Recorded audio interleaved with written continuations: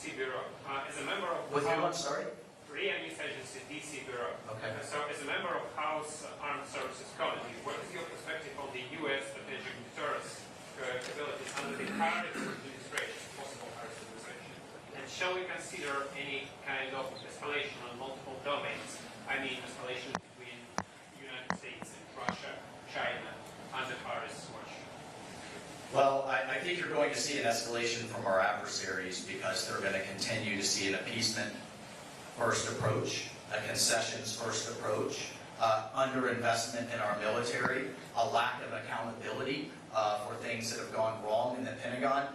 Heck, Harris and Biden had a Secretary of Defense who literally disappeared for a week, went under general anesthesia, didn't tell his deputy, who the heck didn't tell the president. And you have a real issue in this administration, and you certainly do under their leadership, with responsibility versus accountability. Everybody's trying to say, oh, I'm responsible. Nobody's ever held accountable. Not a single person held accountable for the withdrawal from Afghanistan. No one held accountable for a Secretary of Defense who didn't tell his boss. I mean, my teenage daughter has to tell her supervisor she's not going to work, much less the Secretary of Defense with the President of the United States. So I am worried about escalation on every domain, but I think most dangerous will be in the cyber domain under a Harris. I can't even say it out loud. Under Harris. Yeah, sure. I would just add, you asked the bigger three, but to the point that the congressman was making, this morning I saw that Biden's or a Harris spokesperson had talked about that Trump, as president, had somehow emboldened Iran by walking away from Obama's nuclear deal.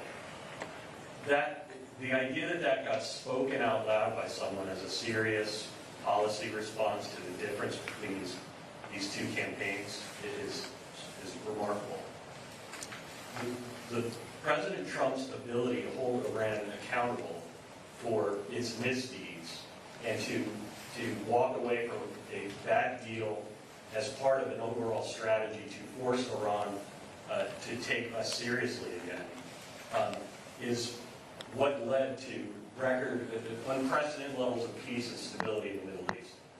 You have, in the last month alone, had the FBI tell you that an Iranian-linked assassin, Pakistani, arrested on U.S. soil, actively plotting to commit political assassination of President Trump and perhaps others.